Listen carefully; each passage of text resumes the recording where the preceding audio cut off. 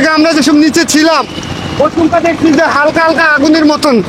আমরা দৌড়ায় উপরে গেছি, বড় বড় গ্যাসের বোতল ছিল। আমরা পারি না, তাড়াহুড়ার ভিতরে পিছলা খায় পড়ে যাইতেছে, গ্যাসের বোতল নামাইছি, ফায়ার সার্ভিসের পানি আগায় দিছি, ফায়ার সার্ভিসের পানি আগায় দিছি। আমরা 6 তলায় যাই ফায়ার সার্ভিসের লোকে হেল্প করছি।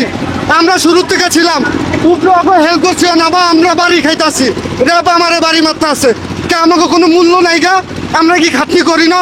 এরা কই ছিল ওই সময়? ফায়ার সার্ভিস ছিল না, কেউ নাই গা ভিতরে, ভিতরে কেউ নাই গা, কোনো কেউ ছিল না। প্রথম ফায়ার সার্ভিস এইসব পানি দিতে দেরি করছে, 10-15 মিনিট দেরি করছে, আগুনটা বাইরে গেছে গা।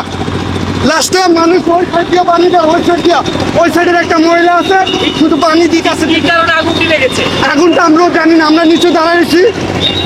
এটি গার্মেন্টস ফ্যাক্টরি না? হ্যাঁ, এটা গার্মেন্টস। তখন কি লোক কাজ করছিল? লোক কাজ করতেছিল না, ছুটি ছিল আজকে, আজকে ছুটি ছিল উপরে। দুপুর পর্যন্ত কাম হয়েছে, দুপুরের পরে ছুটি ছিল, বুঝছেন। রাস্তায় হঠাৎ করে আগুন লাগছে, আমরা নিচে ছিলাম, হঠাৎ করে আগুন লাগছে।